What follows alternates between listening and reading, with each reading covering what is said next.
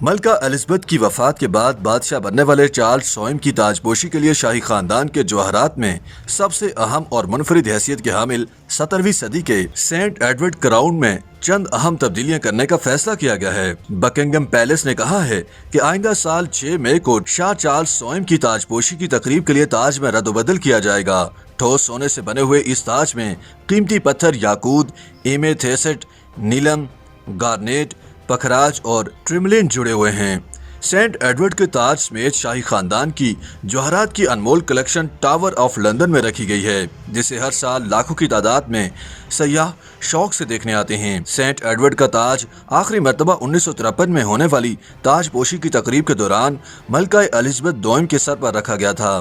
ملکہ Elizabeth دوئم کی 96 سال کی عمر میں وفات کے بعد تخت سنبھالنے والے چارلس سوئم کو یہ تاج پہنایا جائے گا۔ یہ تاج دراصل 11ویں صدی کے بادشاہ سینٹ ایڈورڈ دی کنفیسر کے تاج کی جگہ پر 1611 میں شاہ چارلس دوئم کے لیے تیار کیا گیا تھا۔ اصلی تاج کو شاہ برطانیہ چارلس اول کی سزائے موت کے بعد آگ میں پگھلا دیا گیا تھا۔ نیا تاج اتنا بھاری تھا کہ کئی صدیوں تک اسے صرف تاج پوشی کی تقریب کے موقع پر ہی پہنایا جاتا تھا۔ بعد ازاں 1911 میں شاہ جارج پنجم کی تاج پوشی کی تقریب کے لیے اس میں ترمیم کر کے اسے کچھ ہلکا کیا گیا، لیکن ابھی بھی اس کا وزن 2.23 کلو گرام یعنی تقریباً 5 پاؤنڈ ہے۔ 6 مئی کو لندن کے تاریخی ویسٹ منسٹر ایبے چرچ میں منعقد ہونے والی تاج پوشی کی تقریب میں چارلس سوئم کو سینٹ ایڈورڈ کا تاج پہنایا جائے گا۔ سروس کے دوران ہی ان کے سر پر امپیریل اسٹیٹ کراؤن بھی رکھا جائے گا۔ امپیریل اسٹیٹ کراؤن 1937 میں ملکہ الزبتھ دوئم کے والد شاہ جارج ششم کی تاج پوشی کے لیے تیار کیا گیا تھا۔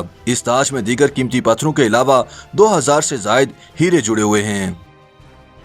YouTube پر گوگلی نیوز دیکھنے کے لیے youtube.com کی سرچ بار میں googly news T V type کریں۔ گوگلی نیوز کے پیج پر سرخ رنگ کے سبسکرپشن والے بٹن پر کلک کرنا نہ بھولیے۔ YouTube پیج پر اپلوڈ ہونے والی ویڈیوز سے باخبر رہنے کے لیے بیل آئیکن پر کلک کیجیے۔ آپ کو ہر نئی ویڈیو کے بارے میں نوٹیفیکیشن موصول ہو جائے گا۔